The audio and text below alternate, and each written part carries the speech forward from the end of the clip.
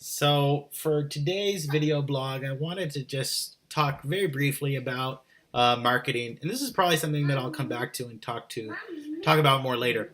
But I think that there is a real conflict for most creative writers when it comes to trying to market their own work. I think many of us uh, don't know how to market our own work, to be blunt about it. What I've done recently is that I've taken to Twitter and I've tried to just basically talk to people and get my name out there in some way. And hopefully that'll help with book sales when my novel finally does come out.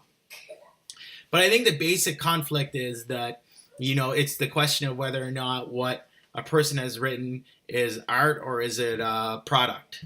And if it's a product, then there's really not that much conflict in trying to sell it.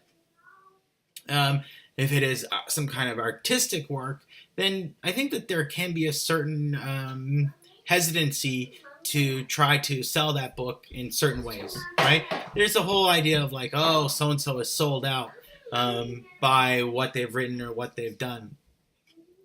And I also think, and this will probably be the subject of a different video blog, but I think that there's a tendency to view genre fiction more so as product and the opposite for literary fiction.